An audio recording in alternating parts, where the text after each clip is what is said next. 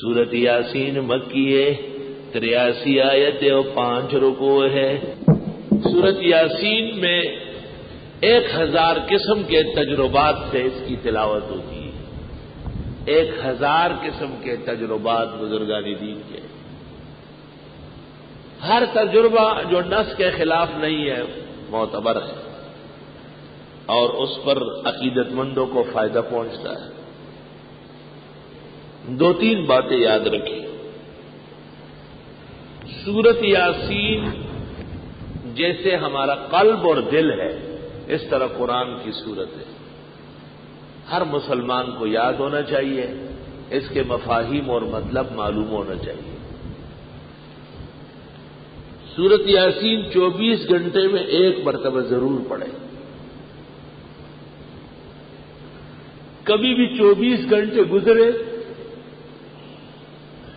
اور آپ نے یاسین نہیں پڑھی ہو، یہ مناسب بات نہیں ہوگی۔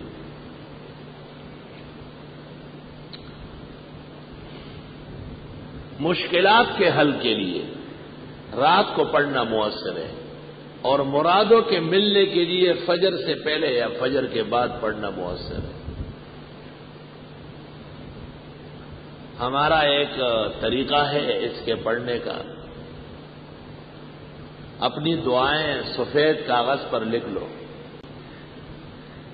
3 دفعہ سورہ فاتحہ، 3 دفعہ آیت الکرسی،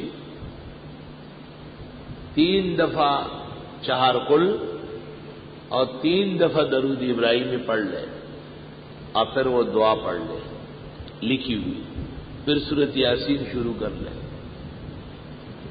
مبین پر پہنچ کر پھر وہ لکھی ہوئی دعا پڑھ لے، پھر دوسری مبین پر، پھر تیسری پر، پھر چوتھی پر، پھر 5ویں پر، پھر چھٹی پر، پھر 7ویں پر، پھر سورت یاسین مکمل ہو جائے تو ہاتھ اٹھا کر تفصیل کے ساتھ وہ دعا مقرر سے قرر مانگے۔